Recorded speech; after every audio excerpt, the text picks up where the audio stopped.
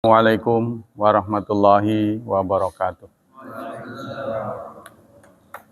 Innal hamdalillah nahmaduhu wa nasta'inuhu wa nastaghfiruh wa na'udzu billahi min syururi anfusina wa min sayyiati a'malina.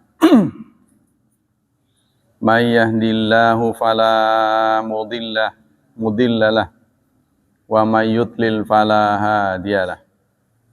Asyhadu an la ilaha illallah wa asyhadu anna Muhammadan abduhu wa rasuluh la nabiyya ba'dah. Allahumma salli wa sallim ala nabiyyina Muhammad sallallahu alaihi wasallam wa ala alihi wa sahbihi wa man sara ala nahjihi ila yaumiddin. Amma ba'd. Ayolah ikhwah, tema adab pagi ini adalah adabu tasfiyatis sufuf fis salah.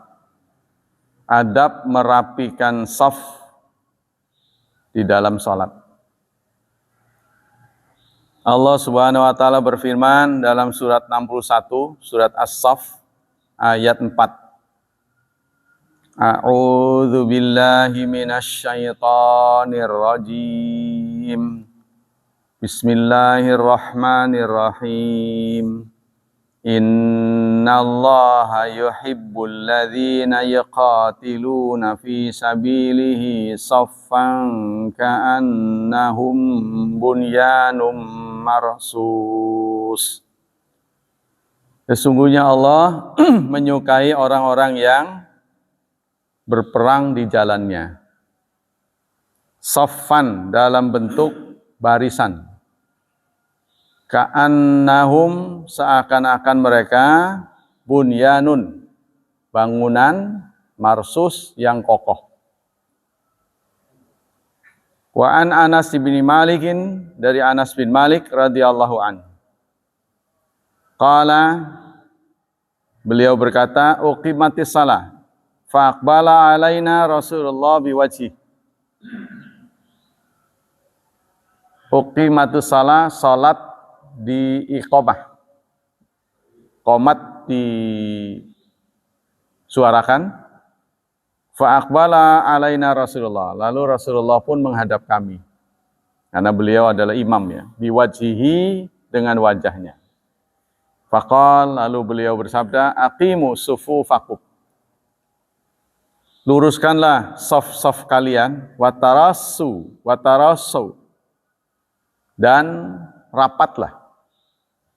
Fa inni arakum min wara'i dhuhri, karena sesungguhnya aku melihat kalian dari belakang punggungku. Ya, jadi Rasulullah tahu apa yang dilakukan oleh makmum di belakangnya. Wazada wa kana ahaduna, dan ada tambahan dari hadis ya, hadis Bukhari. Kami ahaduna masing-masing yalzaku mangkabahu bimangkabi sahibi. Mangkibahu wa bimangkibi sahibi. Kami menempelkan bahu kami dengan bahu teman kami. Wa qadamahu, dan qadam, telapak kaki, dengan telapak kaki. Yaitu saf ya. Jadi merapikan saf itu bahu dengan bahu nempel seperti sesek. Wa min adabi dzalika, adabnya adalah tasfiyatus sufuf wa tarasil musallin wa adami tarki furjatil syaitan. Cara kita merapikan saf adalah ya,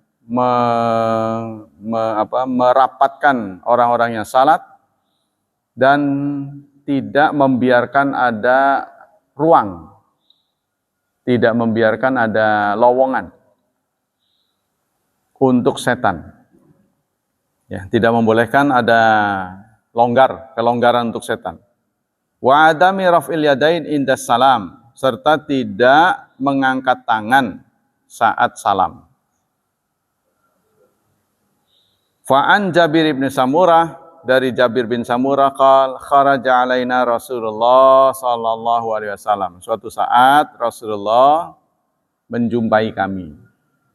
Jadi kami lagi salat berjemaah, Rasulullah menjumpai kami. Lalu Rasulullah menegur, "Mali arakum." Mali. Jadi kalau bahasa kita apa-apaan ya. Aku melihat kalian ini rafi'i aidiakum. Mengangkat tangan-tangan kalian. Ka'annaha seperti aznabu khayli syamsin. Seperti ekor khayl syamsin dari ekor keledai. Seperti ekor keledai yang kepanasan. Jadi ba'da salam itu ada gerakan-gerakan tertentu. Ya, antara lain itu masih dibudayakan tangannya berubah. Jadi kalau salam, assalamualaikum warahmatullahi, ikut begini. Ada, kalau dulu begitu, salam begitu. Kalau dulu zaman Rasulullah mengakhiri salam, tangannya diangkat. Rasulullah menegur apa-apaan begitu. Jadi nggak ada gerakan tangan. Jadi tangan itu tidak berubah dengan salam. Salam itu adalah gerak leher. Ya, jadi Rasulullah askinu. Iya askinu terbalikin. Askinu fi salah. Kamu tenanglah salatnya. Qala summa kharaja alaina fara'ana hilakan. Begitu pula satu saat Rasulullah keluar, ya, beliau memperhatikan kami dalam bentuk halakoh-halakoh. Gimana tuh halakoh? Membentuk lingkaran. Jadi barisnya membentuk lingkaran. Berarti tidak rapih. Kalau kita kan mesti lurus, suruh lurus. Jadi ini awalnya sahabat menafsirkan sholat berjemaah itu seperti itu. Ya, kalau selesai mereka ya apa sih? Kayak bebas, salam. Gitu. Assalamualaikum. Gitu. Tangannya berdiri. Ya. Apa-apaan begitu. Nggak ada gerakan tangan. Nah, masih tersisa kita ya. Ada yang membalikkan tangan. Itu sama sekali tidak ada dalil. Baik dari hadis maupun dari fikih. Nah, nggak tahu dari mana. Saya pernah melihat juga nih. Ketika saudari kita pemimpin anunya itu, yang mimpin sholatnya itu sholat jenazah, ya. Assalamualaikum warahmatullahi, begitu dia. Apa-apaan begini. Assalamualaikum warahmatullahi. Ini dari mana ini? Nggak tahu. Nah, ini Rasulullah mengkritik sahabatnya, apa-apaan kalian nih? Waktu itu tangannya berdiri. Salam. Assalamualaikum warahmatullahi. Assalamualaikum warahmatullahi. Apa-apaan tangannya berdiri? Diangkat ya, mengangkat tangan. Satu lagi, safnya itu seperti halakoh. Halakoh itu melengkung.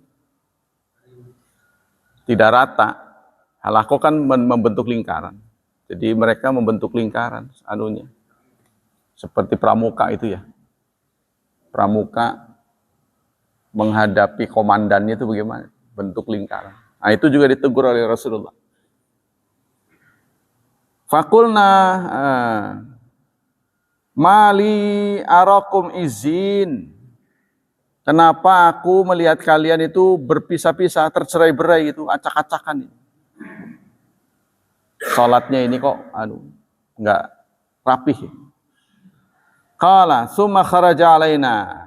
Kemudian satu saat Rasulullah juga memperhatikan kami, lalu beliau menegur, ala tasuffuna kama tasufful malaikatu inda rabbiha. Mengapa kalian barisnya tidak seperti malaikat? Kenapa baris kalian tidak seperti baris malaikat? Faqulna, lalu kami bertanya, ya Rasulullah, wa kaifa tasufful malaikatu inda rabbiha? Bagaimana malaikat baris di hadapan Tuhannya? Mereka bertanya, bagaimana barisnya ya Rasulullah? Yutimmuna sufuful awal.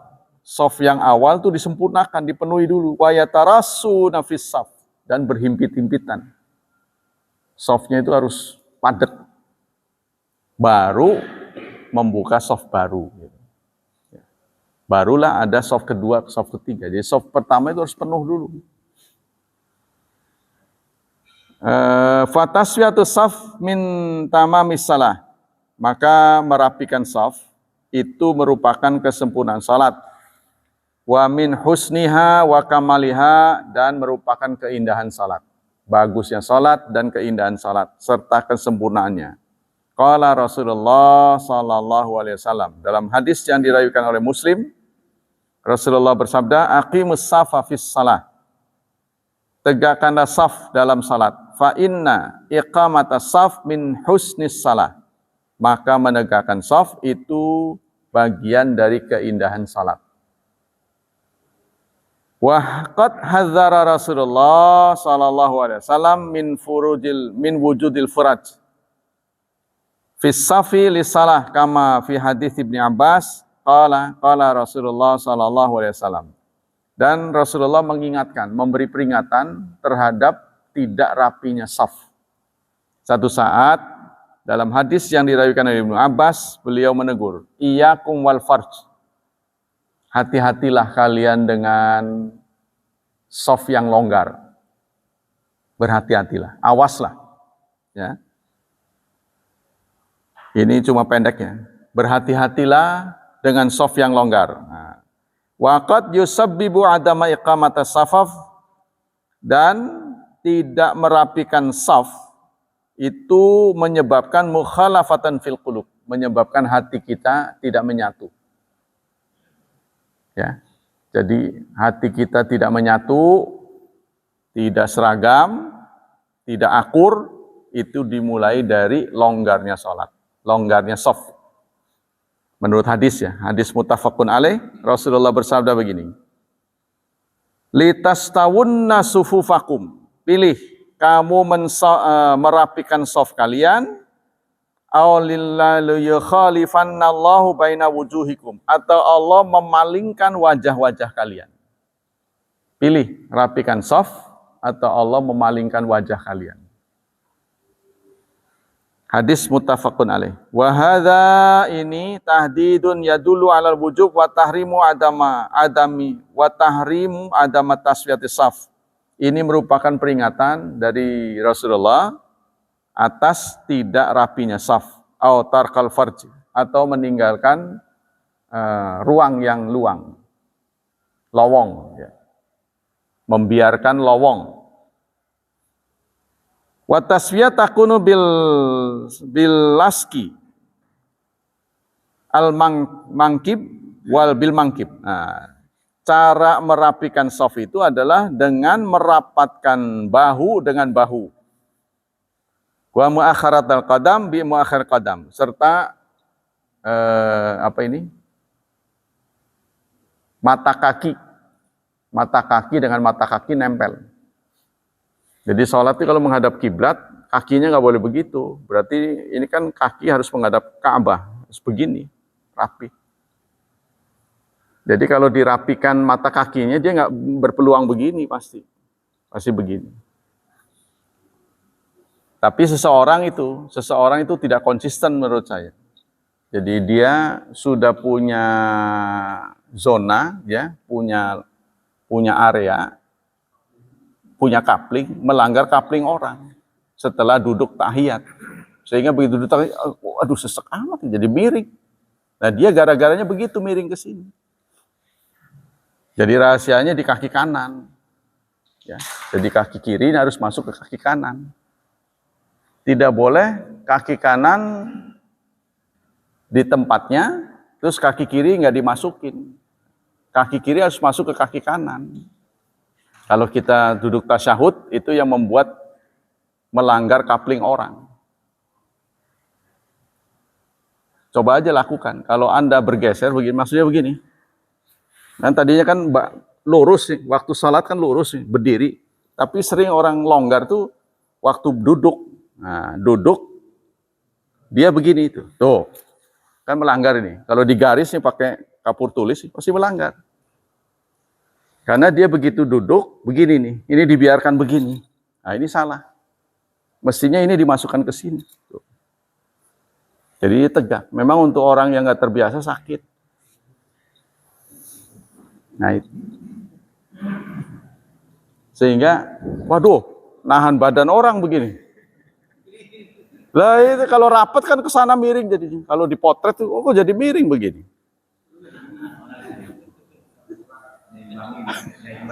Hah?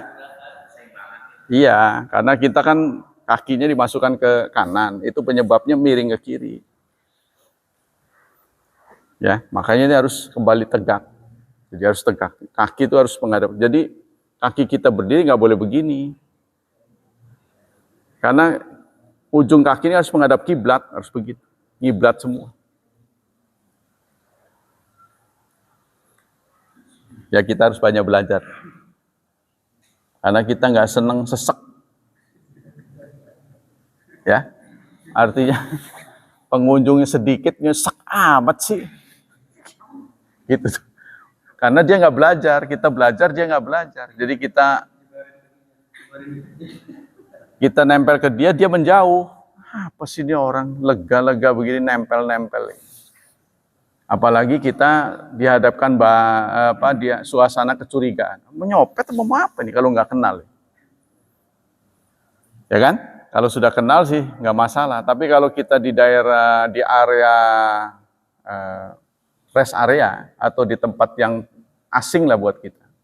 Ini mencurigakan, kok nempel terus ini mau apa ini? Karena kejadian barangnya hilang, gitu. Nempel-nempel gitu. Nah ini yang suasananya sulit. Jadi karena kita integrasi ya, hukum Islam ini harus berjalan semuanya sehingga tidak menimbulkan kecurigaan. Nggak pernah diadili. Orang yang mencuri tidak pernah diadili, didiamkan begitu saja, apalagi di masjid ya, kita terima aja lah. Kita ikhlas. Nah, ini jadi masalah. Sehingga orang malas jadi. Ya, kadang-kadang di masjid yang begitu besar, malah keamanannya tidak terjaga. Kan suasana keamanan itu harus betul-betul terjaga. Kenapa ini terjadi di negeri-negeri Muslim? Kalau di negara-negara maju, itu merupakan pamali, ya, merupakan hal yang memalukan, mengambil benda orang lain. Sehingga kalau kita kehilangan di negara-negara maju pasti ditemukan. Asal Anda ingat digeletakin di mana. Ya contohnya saya ingat, saya lupa tuh di tempat wudhu, kita samperin ke sana pasti udah dirawatin. Di kotak orang benda-benda hilang. Di sana tuh begitu. Jadi merupakan hal yang memalukan, tabu buat mereka itu mencuri, mengambil hak orang lain. Nah, sehingga menimbulkan ketenangan. Ya apalagi nanti haji ya. Kalau haji sih kita nggak boleh curiga orang nyuri. Itu dirawatin. Karena saya pernah melihat di tengah-tengah masjid itu dalam jarak berapa meter itu ada kanal. Jadi di Masjidil Haram itu ada kanalnya. Ya, kalau kita kan nggak ada kanalnya nih. Nah di Masjidil Haram tuh jarak berapa meter itu dibuka. Saya pernah lihat itu dibuka kanal, solokan. Jadi sendal-sendal tuh masuk ke situ disebor, hilang. Itu yang saya lihat kok sendal begitu banyak. Karena nggak rapi, bukan pada tempatnya, digaruk sama dia. Ya nggak tahu setelah digaruk tuh dikemanain, wallahu a'lam. Dikemanain nggak tahu. Ya itu maka pelajaran buat yang ke sana, karena jangan menggunakan sendal 1000 umat. Wah itu harus ditandai. Jadi Anda tidak boleh mangkel. Kalau bawa sendal 1000 umat, itu paling gampang kan? Karena karet itu kan menahan panas. Ya, apalagi cuaca ini bisa 51 derajat Celcius. Nah, tubuh kita ini kan nggak kuat. Indonesia 32 aja udah kepanasan.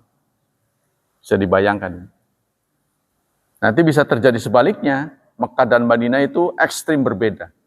Bisa terjadi begitu, sehingga karena jaraknya dekat, boleh jadi seharian kita di Mekah, dalam waktu 6 jam sudah di Madinah, yang dingin luar biasa.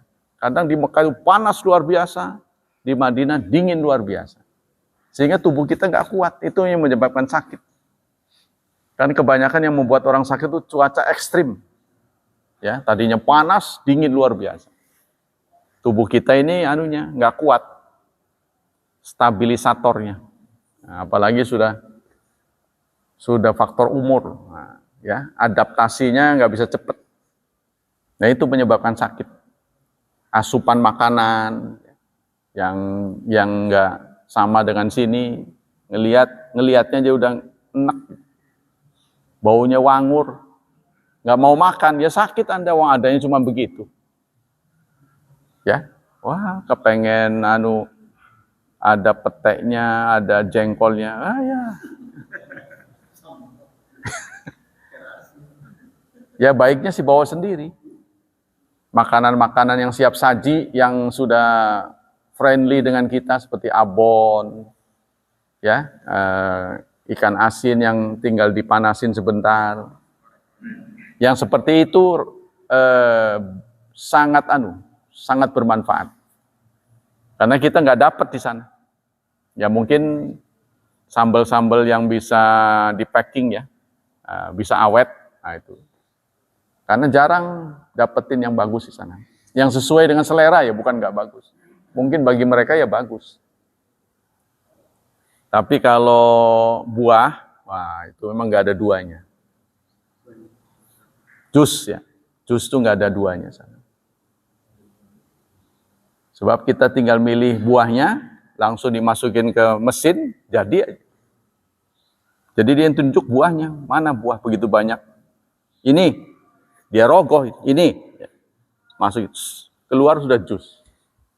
Kalau kita kan, kita mau begitu. Wah, yang ngantri banyak. Kalau sana udah modern, tahu bagaimana nyucinya. Ini, ya ini. Kan semuanya isyarat, kita nggak ngerti bahasa dia nggak ngerti bahasa kita. Kita nggak perlu bahasa Arab, singkian baik ya.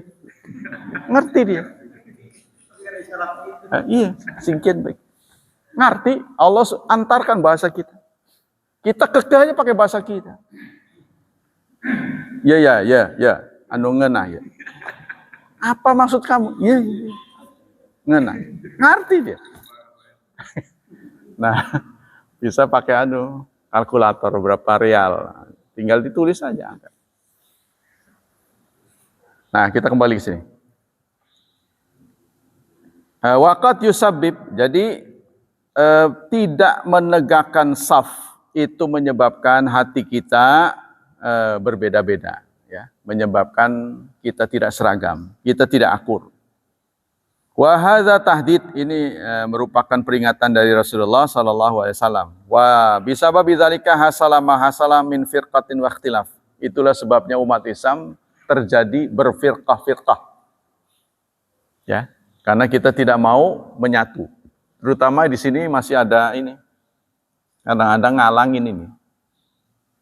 Ya, ini tiang ini kadang-kadang menyebabkan orang jadi malas karena kalau dekat dengan tiang kesundul ininya, pantatnya. Kan? Sehingga membuat longgar. Kalau di ITB itu dia siasati tidak ada tiang. ITB memang menggunakan teknologi ya. Jadi masjid itu nggak ada tiang. Tiangnya di samping semua. Begitu luasnya ITB. Dia pakai teknologi lah dia. Ininya juga bawahnya juga kayu jati karena sana kan dingin ya, jadi nggak pakai karpet lagi. Kita lanjutkan. Fa inna fasada zahir yu'athir fi fasadil batin, karena rusaknya lahiriah akan menyebabkan rusaknya batin. Nah, diawali dengan lahiriah dulu ya. Kalau kita rapi, Ya, kita bersatu, akur, mestinya sih begitu secara teori, saudara. Masjid itu berulang-ulang saya sampaikan, masjid kalau belum penuh jangan bikin lagi. Itu teorinya. Kenapa kita cenderung senang bikin masjid? Karena ada nama kita. Tolong namain nama saya. Nah itu kan urusan dunia sebenarnya. Apa sih salahnya? Contohnya kalau saya nggak bisa bikin pesantren, bergabung aja dengan pesantren lain. Nggak usah bikin pesantren lagi, ngapain? Ini menunjukkan orang Islam tidak bersatu. Satu untuk semua. Kecuali kalau udah penuh, ya daya tampungnya sudah madarat lah, nah, baru bikin lagi. Jadi kita suasananya kekeluargaan, itu bagusnya begitu. Ya, kalau udah nggak ketampung, baru bikin lagi. Wa alal a'immatil ulama tambihun nas ala tasfiyatis sufuf, dan kepada pimpinan upacara berjemaah, yaitu imam, ya, pimpinan upacara sholat berjemaah itu kan imam, ya, wajib merapikan saf sebelum upacara dimulai. Waqad kana sallallahu alaihi wasallam yaqifu qabla takbiratil ihram wa yahtammu bi tasfiyatis sufuf wa lana dzalikal yaum ila ma qadar. Nabi Muhammad sallallahu alaihi wasallam akan berdiri menghadap makmum sebelum takbir dimulai. Ya seperti biasalah, beliau akan memeriksa barisan dulu. Coba yang masih kosong diisi. Ya, yang masih longgar dirapatkan. Yang menceng diluruskan. Nah, itu yang dilakukan oleh Rasulullah. Nah, sekarang menurut beliau jarang dilakukan orang. Nah, mungkin kalau saf yang betul-betul ideal, itu nanti yang kita lihat di Masjidil Haram lah. Orang berdesek-desekan. Kadang-kadang saking seseknya, sampai sujudnya di punggung orang. Itu juga madarat juga. Ya, kadang-kadang mereka nggak ada aturan gitu ya. Mereka mencari peluang. Ketika lagi berdiri, dia sholatnya di depan kita. Kan susah ngusirnya. Bagaimana ini orang?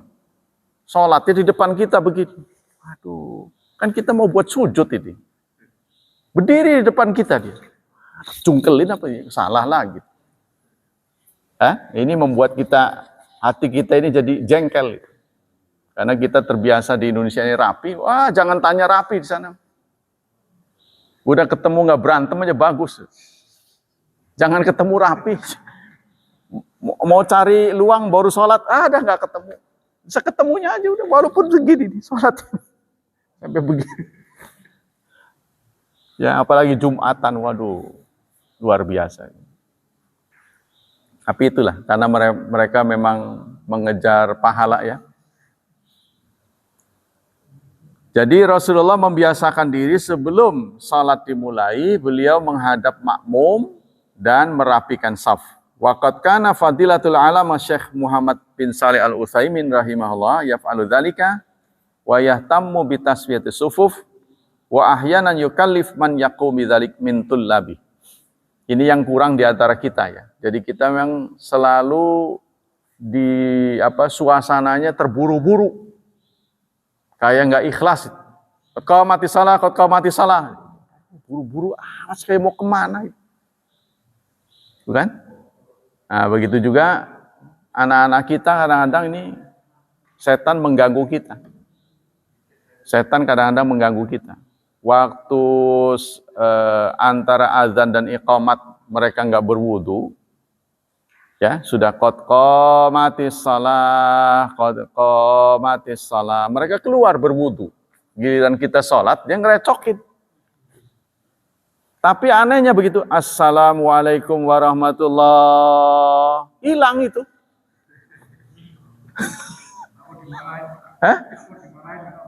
Enggak, itu pinternya setan.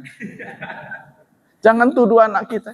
Setan itu membuat siasat sampai begitu. Kelihatan sekali. Anehnya, qad qamatis shalah, bukannya salat malah dia keluar. Astagfirullah. setan itu yang membisik. Ya. Waktu sholat rame mereka gaduh. Begitu duduk aja tasyahud akhir. Hening. Alim dia. Periksa. Nah, untung aja di sini sedikit kelihatan. Nah, kalau di sana kan tidak mungkin. Kalau di sana kan ada anunya apa? Ada askarnya. Kalau di Masjidil Haram tuh. Nah, kita harus begitu mestinya, sabar sedikit tapi sholatnya rapi. Nah, kepedulian tentang merapikan shaf ini kurang dirasakan di masjid-masjid yang tradisional. Sehingga gaduh sekali ya. Ya kita alhamdulillah sih terkendali lah. Ya memang masih ada pelanggaran-pelanggaran, tapi anak-anaknya kita panggil. Jadi kita ini masing-masing menjadi polisi dari masjid kita. Jangan tunggu pengurus kan tenaganya nggak cukup lah.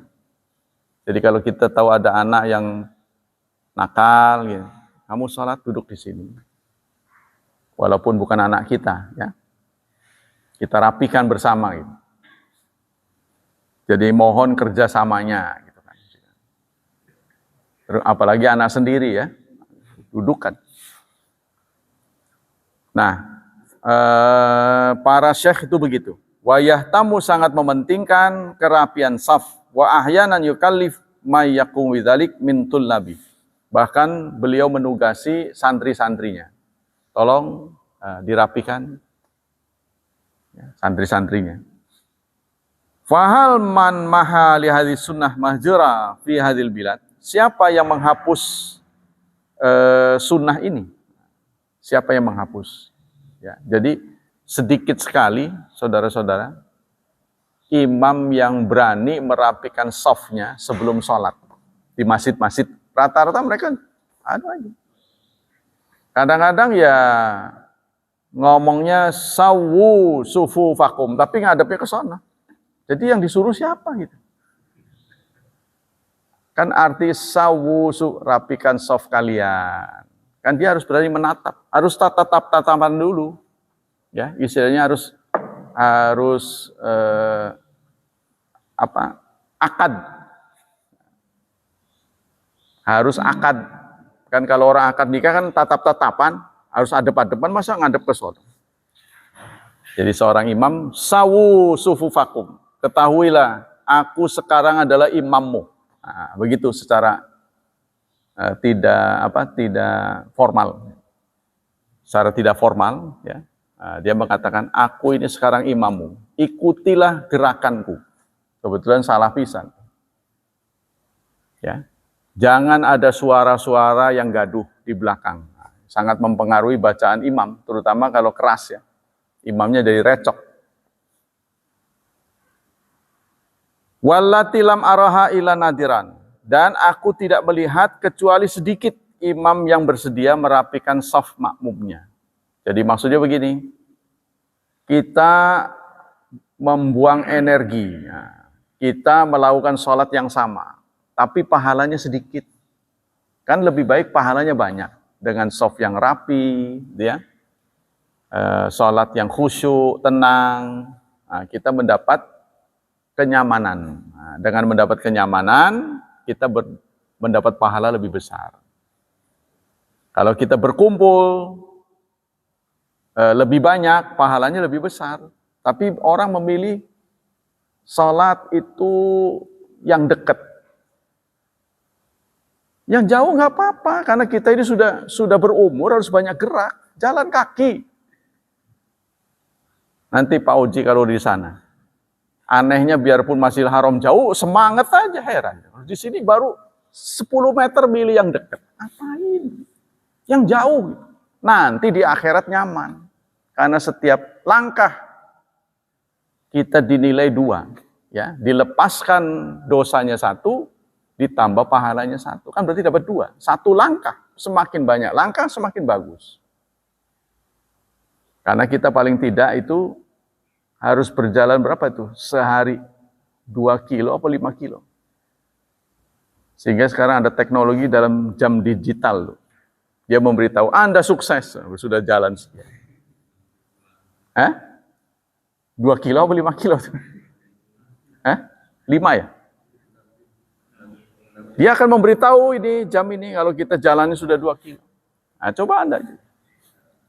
Sudah dirancang gitu ya. Jadi kita ini udah seumur begini hidupnya manja, rumahnya sempit, otomatis kan jalannya kurang karena sempit. Jarang bergaul pula. Ke tetangga enggak, ya. Traveling juga enggak.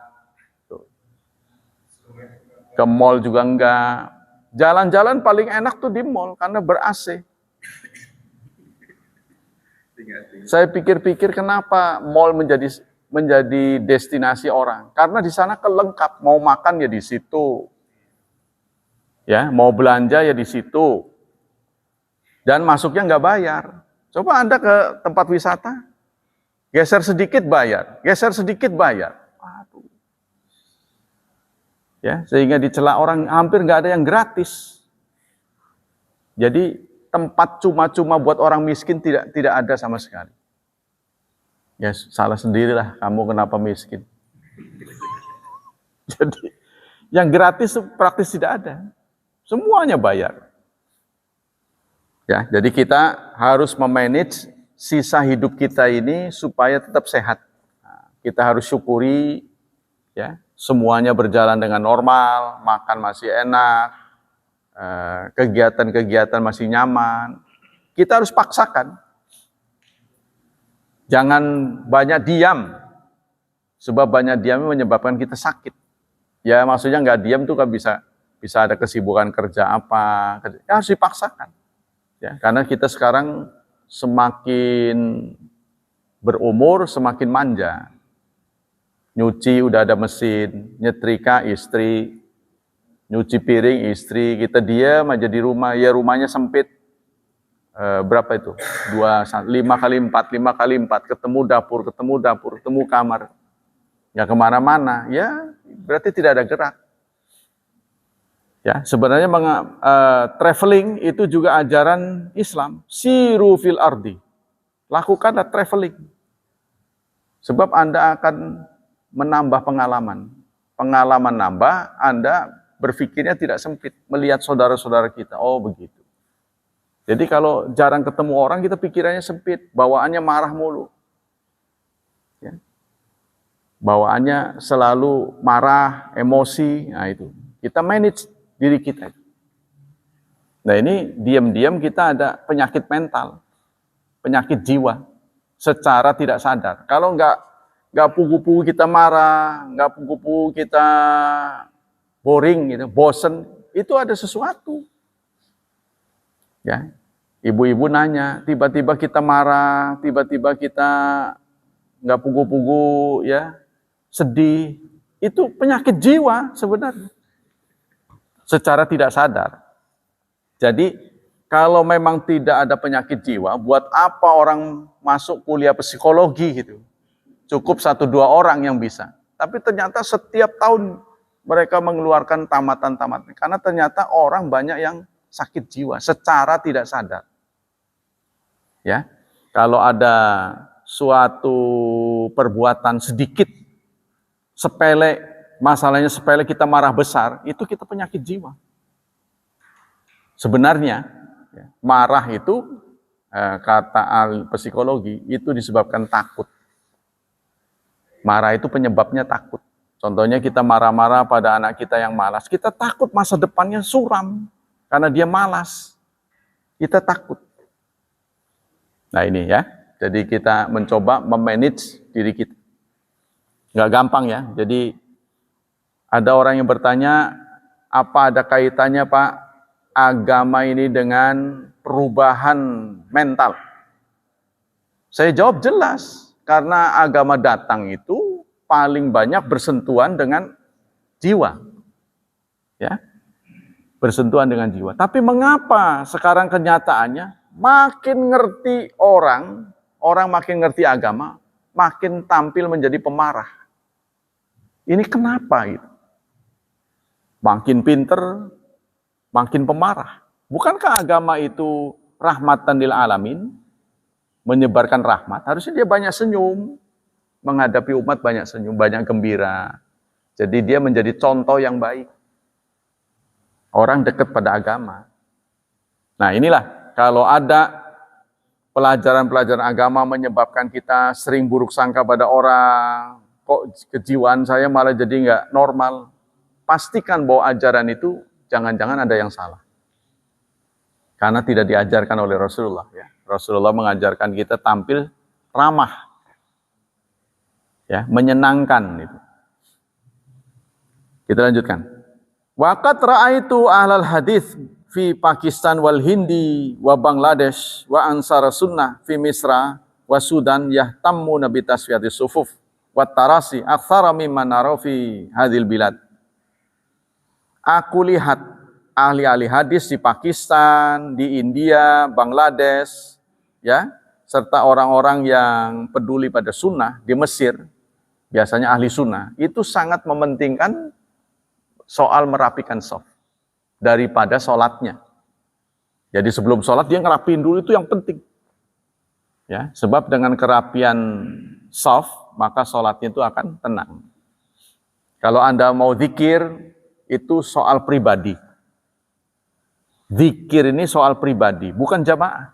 Tapi ada zikir yang harus baca kenceng, sunnahnya kenceng, itulah talbiyah. Nah, talbiyah itu sampai urat lehernya keluar nggak masalah. Tapi hati-hatilah kalau di Mekah itu cuacanya beda. Kalau kita forsir, nanti seret. Ya. Karena talbiyah kan dari mulai awal sampai akhir nggak ada waktunya. Ya. Mau pagi, mau siang, mau malam, di mana aja Anda boleh talbiyah. Itu sunahnya keras, walaupun mau tidur, labbaik Allah. Nah, giliran disuruh keras malah pelan, disuruh pelan malah keras. Ya, jadi kita tuh harus perhatikan sunnah-sunnah Rasulullah SAW. Jadi ahli hadis itu kebanyakan mementingkan kerapian shaf.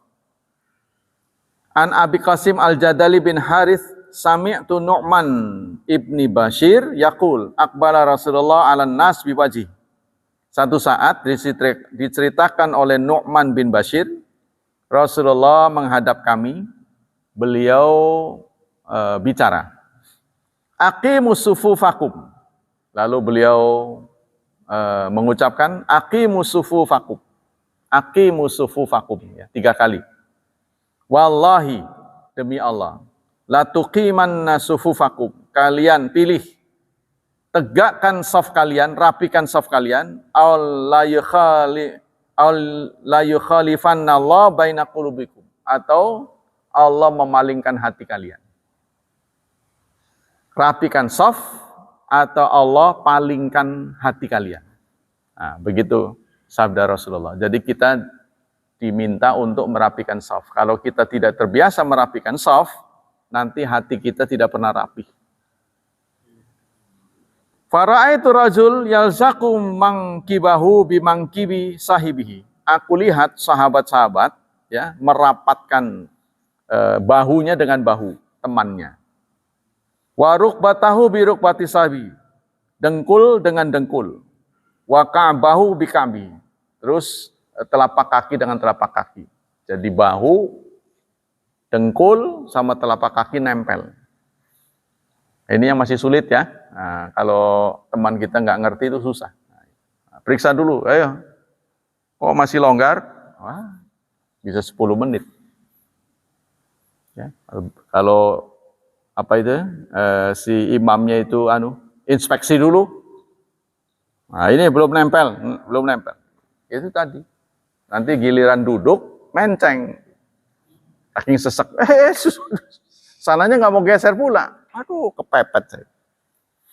Nah, makanya kita harus bisa mendudukkan kita, jangan mengambil kapling orang. Latihanlah di rumah. Latihan di rumah kita garis pakai kapur tulis. Coba duduknya melanggar nggak? Melunggur. Kotak yang sudah ada. Latihan, Pak. Kalau saya sama anak murid berani. Latihan, ya, melanggar nggak? Jangan sampai membuat orang begini. Aduh, miring. Yang sana nggak mau geser. Jadi mepet. Nah, itulah. Wallahu a'lam bishawab.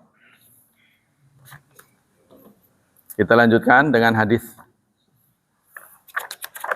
Bismillahirrahmanirrahim.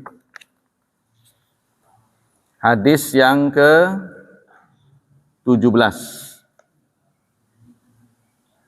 Bismillahirrahmanirrahim. An Aliyin, dari Ali.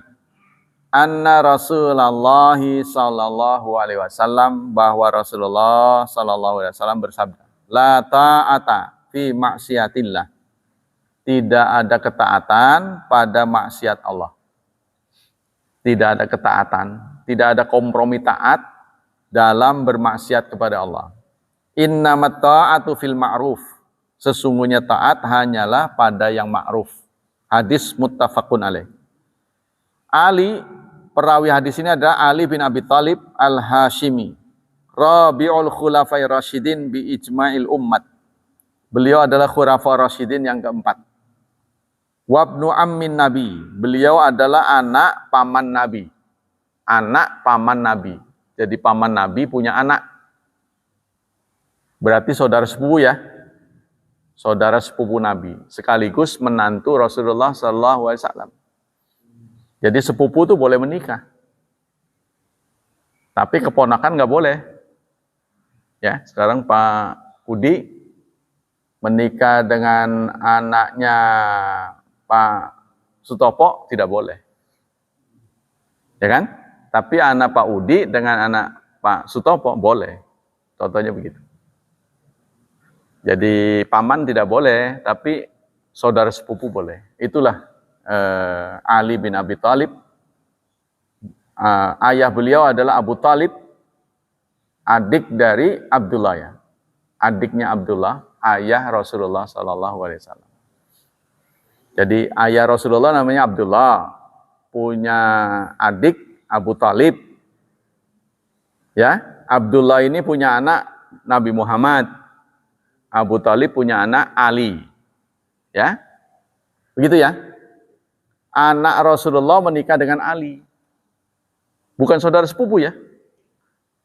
Kalau Rasulullah dengan Ali baru saudara sepupu. Ini anaknya Rasulullah, Fatimah, menikah dengan Ali. Ya. Berarti anak saudara sepupu. Ya. Innamat ta'atu fil ma'ruf ay ta'at lil makhluk fi amrin urifa bi syar'i fal ma'rufu huwa ma aqarra syar'u wa lam yatanafa ma'ahu. Yang disebut taat artinya taat kepada makhluk ya, dalam urusan yang sudah dikenal dalam syariat. Nah, apa kesimpulan dari hadis ini? Pertama, wujubu ta'ati wulatil umur minal muslimin fi ghairi maksiatillah. Wajib mentaati pemimpin kaum muslimin ya dalam hal-hal yang bukan maksiatullah. Nah, ini yang banyak dilanggar oleh kita. Banyak dilanggar oleh kita.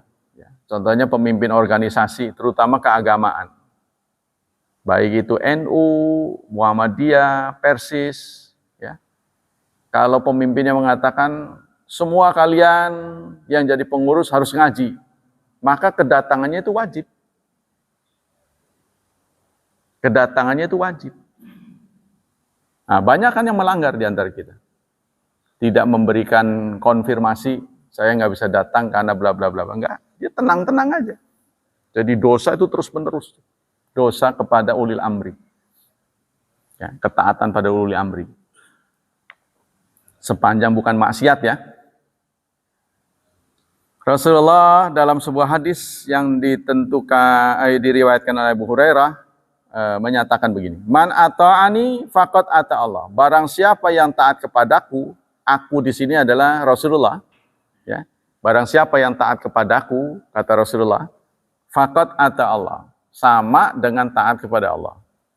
Wa may ya'sini, barang siapa yang durhaka kepadaku, faqad asalla, maka dia telah maksiat kepada Allah. Wa mayutil amir faqad ata'ani. Barang siapa yang taat kepada amir sama dengan taat kepadaku. Wa mayyasil amir faqad asani. Barang siapa yang maksiat kepada amir, maka dia telah maksiat kepadaku. Maksudnya begini, saudara-saudara. Taat kita itu ada 3 pihak yang kita harus taati, yaitu kepada Allah, kepada Rasul, taat kepada Allah dan Rasul ini mutlak. Karena dalam surat 4 ayat 59, ketika Allah menyampaikan taat kepada Rasul, kata atiunya diulang. Ya, ya ayyuhalladzina amanu atiullaha, taatlah kalian kepada Allah, wa atiur Rasul, dan taatlah pada Rasul. Terus selanjutnya wa ulil amri.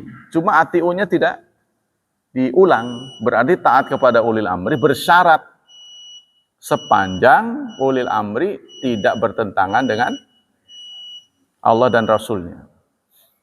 Contohnya seorang suami ya, boleh meminta istrinya untuk membuatkan kopi. Ya, kopi ini atau air minum bukan yang terlarang. Seorang suami menjatuhkan perintah itu hukumnya boleh. Tapi bagi istri, kalau suami sudah menjatuhkan perintah dan perintah itu tidak bertentangan, harus ditaati. Kan susah itu. Ya, sebab tidak taatnya seseorang pada ulil amri itu mengganggu, mencederai nilai taat kepada Allah dan Rasul. Kan gitu. Ya. DKM menentukan Anda salat harus pakai masker. Bertentangan nggak pakai masker dengan Allah dan Rasulnya? Tidak bertentangan, sebab orang pakai masker tidak membatalkan salat. Maka harus ditaati. Tuh. Kalau kita tidak taat, maka taat kita kepada Allah dan Rasulullah berkurang nilainya. Ya, jadi 3 pihak yang kita harus taati. Nah, ini banyak pelanggaran ya di antara kita, terutama karena dengan sesama ya. Mentang-mentang dengan sesama tidak ditaati. Nah, ini nggak kerasa itu, ya, dosa yang dilakukan oleh seseorang. Dari Ibnu Umar radhiyallahu an dari Nabi, alal mar'il muslim as-sam' wa ta'at fi ma ahabba wa kariha. Wajib kepada seorang muslim mendengar dan taat pada apa yang dia suka maupun dia tidak suka. Jadi seorang muslim wajib taat kepada ulil amri, meskipun ulil amri itu menjatuhkan perintah yang dia nggak suka, apalagi yang dia suka. Suka atau tidak suka, dia harus taat sepanjang tidak bertentangan. Ya, dalam zona yang boleh ya. Illa ayyu'mara bi maksiatin, kecuali ia disuruh maksiat. Fa in umira bi maksiatin, jika dia disuruh maksiat, fala sam'a wala ta'ata, maka tidak ada dengar, tidak ada taat. Nah, itu ya. Jadi dalam hal-hal yang boleh, ketika dijatuhkan oleh ulil amri perintah, wajib dituruti. Wajib, hukumnya wajib. Jadi kalau kita tidak mentaatinya, kita berdosa.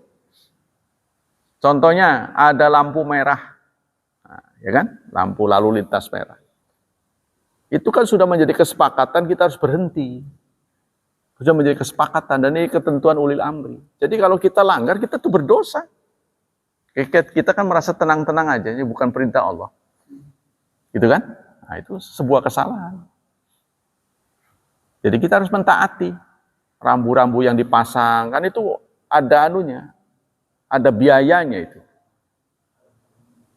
Karena hukum di Indonesia kebanyakan tidak ada sanksinya, sering dilanggar. Jangan buang sampah di sini, tetap aja dia buang. Di tol, dekat jalan layang. Tapi begitu ada bunyi, barang siapa yang membuang sampah di sini dihukum penjara sekian bulan atau denda, baru sampahnya hilang. Jadi memang ada kecenderungan kalau ada hukum, ada sanksinya, baru dia ngeri. Tapi kalau nggak ada sanksinya, cuek aja.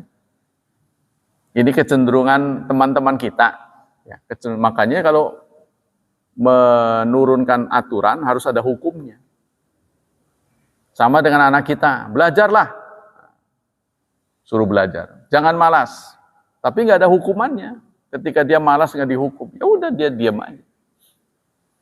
Ya, maka Rasulullah selalu menurunkan perintah itu ada hukumannya. Ya, kamu harus menyuruh salat anakmu saat 7 tahun. 7 tahun ya, disuruh salat. Masih nggak mau, biarkan dulu sampai 10 tahun. Wadribu alaihim. Kalau sudah 10 tahun nggak mau, beri sanksi. Supaya nggak kebablasan nantinya. Wa qala Nawawi amal khuruj alaihim wa qitaluhum faharamun bi ijma'il muslimin. Kata Imam Nawawi, bukan Imam Nawawi Tanara, bukan Imam Nawawi penulis Riyadhus Shalihin. Adapun keluar dari ketentuan pemerintah, ya, itu haram, memerangi mereka haram. Seperti kita ini sudah kesepakatan 5 tahun sekali. Suka tidak suka Anda tunggu 5 tahun. Kecuali melanggar undang-undang, ya. Yang jelas itu kan sudah kesepakatan antara penguasa dan kita kan undang-undang. Betul kan? Kalau melanggar undang-undang boleh. Atau di sini ada pasal-pasal tentang soal DKM. Ada pelanggaran baru. Nah, kita boleh reaksi. Tapi soal orang nggak bisa sama, beda orang beda pendapat. Itu hal yang wajar. Kita nggak mungkin orang yang kita taati harus sama dengan kita. Berarti Anda yang menjadi pemimpin. Sudah kesepakatan 5 tahun, ya sudah biarkan. Suka tidak suka kita tunggu. Kayak gitu kan? Jadi harus fair. Nanti giliran Anda yang jadi, mau nggak digituin? Nah, mau tidak mau, saudara. Sebab ada kecenderungan, kalau nggak dipilih contohnya, terus dia yang jadi otoriter kita. Ada kecenderungan, baru sekian tahun aja udah otoriter, bagaimana kalau lama? Kita ini belum terlatih, seperti Umar bin Khattab, merakyat, ya, tidak merasa, apa itu kata orang? Adiguna, apa itu bahasanya? Adiguna. Hanya orang Jawa saja yang ngerti. Adigung. Jangan merasa sok karena Anda menjadi penguasa seakan-akan semua milik Anda. Jangan begitu, gitu ya. Nah, yang punya sikap jangan begitu ini jarang orangnya. Jadi kalau sekarang sifatnya mutlak, jadi terus, jadi pilih-pilih, itu kecenderungan orang malas, bosan. Sudah banyaklah kejadian. Jadi sebaik apapun kecenderungan manusia itu bosan. Jadi kita harusnya ngalah lah gitu. Memang ada kecenderungan bosan. Seperti Anda sekarang suka makanan apa? Yang favorit. Terus disajikan saben hari, saben waktu. Kan bosan. Seenak apapun. Jadi wajarlah kalau orang ya setelah kita berkuasa bosan pada kita, ya kita nggak apa-apa, gantian. Itu tuh harus rumasa gitu, jangan kita terus. Wa inkanu fasaqatan zalimin wa qad tazaharatil ahadits bimana mazakatu wa jama'al sunnah annahu la yan'azilu sultanu bil fisqi. Kalau fasik gimana? Ya. Kalau sultan ini, pemerintah ini fasik, tidak memperhatikan nilai-nilai keislaman. Bagaimana? Menurut Imam Nawawi, kita tidak boleh melengsarkannya. Ya, contohnya gini. Ada imam sholat. Wah, imam ini kalau hobinya dangdut ya. Hobi bener sama musik-musik. Bagaimana kalau dia menjadi pemimpin kita? Kita tetap harus taat. Kita tetap harus taat. Saat yang penting dia jangan melanggar rukun sholatnya. Yang penting waktu sholatnya beres. Tapi kalau ada yang lebih bagus, sih pilih yang lebih bagus. Kan kebiasaan kita kan menentukan pemimpin itu nggak ada lagi. Kita berteori begini, begitu, begini, nggak ada orangnya. Ya, contohnya riba itu haram. Siapa yang mau riba? Bunga itu haram. Ada nggak orang yang bisa memberi utangan pada kita sebuah rumah tanpa bunga? Lah kita rebutan. Tapi karena kita darurat, nggak ada lagi, bagaimana caranya? Ya, sebab itu bukan kuasa kita. Kita nggak bisa menghilangkan riba kecuali kita punya. Ya kan?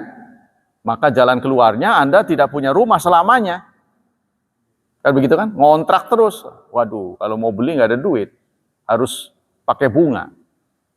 Bunga haram, riba katanya. Sama dengan berzina. Udah, jangan.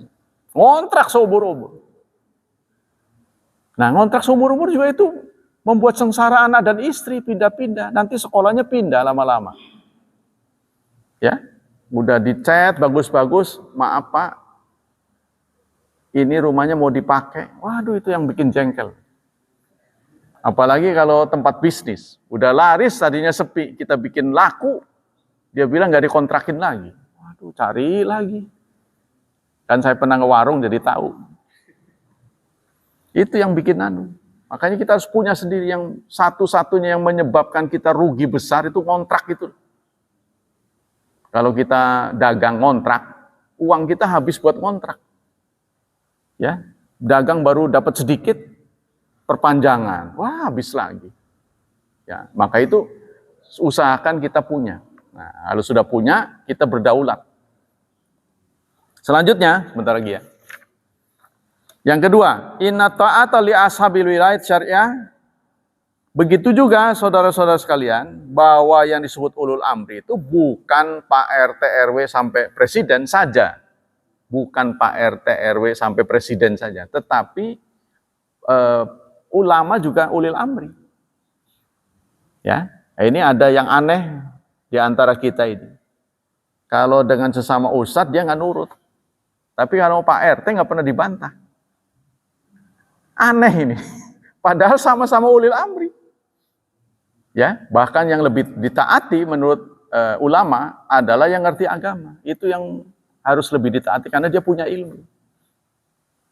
Jadi Pak RT RW kalau mengeluarkan keputusan apapun diam aja. Begitu ada ustadz beda aja. Wah, kamu nggak nyunah. Tuh. Ya, contohnya ada upacara halal bihalal. Bid'ah. Begitu Pak RT RW menyuruh yang nyuruh Pak RT ya supaya warga ini saling memaafkan, diam aja. Kayak ini berbeda sikap. Ya. Nah, ini menurut saya tidak jujur, tidak fair. Tentang aja kalau nggak sesuai. Makanya kita tidak boleh terlalu melihat kondisi lah bagaimana.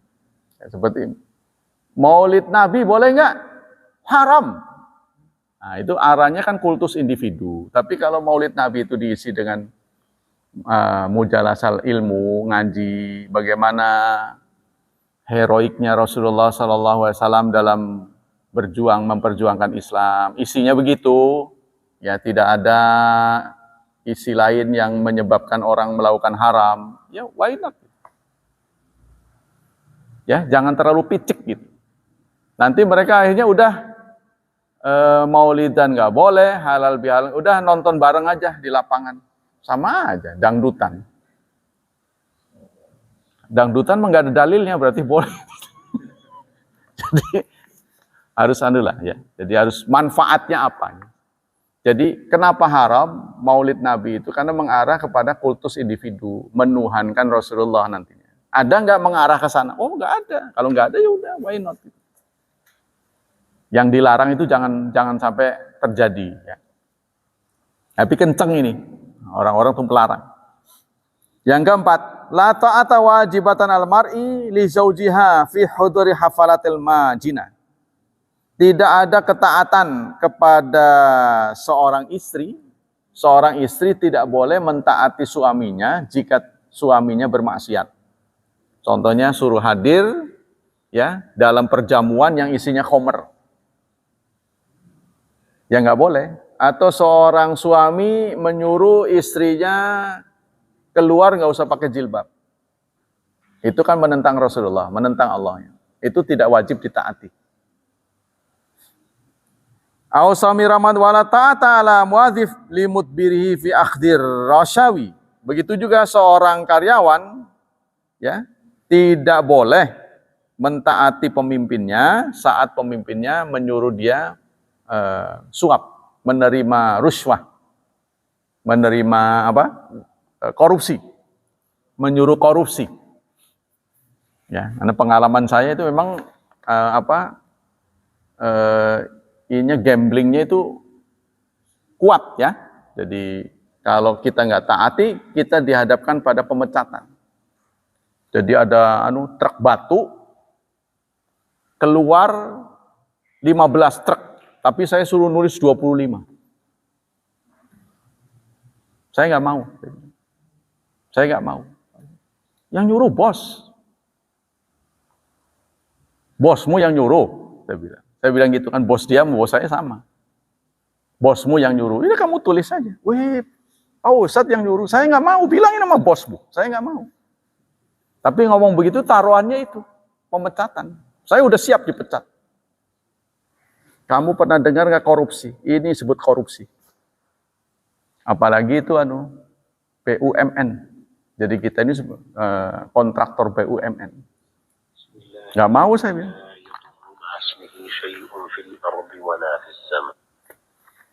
Kamu sampaikan kepada bosmu, Syarif Hidayatullah tidak mau merubah sesuai dengan kenyataan. Kalau keluar 25, dia akan tulis 25. Kalau keluar 15, dia akan tulis 15. Titik. Silahkan bosmu suruh membuat keputusan. Apa mau lanjut apa enggak, saya bilang. Itu, saya pernah digituin. Saya gituin. Akhirnya saya dibawa ke klub sama dia. Saya numpang mobil dia, saya nggak bisa bergerak. Wah, ini mempengaruhi saya. Saya nggak kena pengaruh. Suruh minum khamr, nggak mau. Saya masih waras. Mentahnya aja, saya bilang sini. Saya tentang begitu. Suruh makan babi. Dimasukkan ke restoran babi. Nggak mau. Kenapa nggak mau makan? Kan Bapak kan tahu saya nggak boleh. Bukan nggak enak, enak menurut saya, tapi saya nggak boleh. Nah inilah tantangannya berat ya, kalau punya bos yang maksiat. Untuk bisa lurus susah. Nah, ini semua perjuangan kita. Bukan bos saja, kadang-kadang bosnya kita juga. Kita dihadapkan pada yang halal dan haram. Tuh ya, kita harus memilih yang halal. Ini merupakan perjuangan. Menjadi orang baik itu tidak mudah. Karena itulah Allah sediakan surga yang abadi. Demikian kajian pagi ini. Ada pertanyaan sampai di sini? Kalau khilafah itu seterusnya, sepanjang dia, kan ada Dewan Syuro-nya. Sepanjang Dewan Syuro melihat dia masih normal, kecuali udah pikun ya. Kecuali sudah pikun, itu sudah nanti secara terhormat akan diberhentikan. Tapi mengingat seluruh wakil-wakil dari pengganti Rasulullah itu seumur hidup. Abu Bakar kan sampai mati.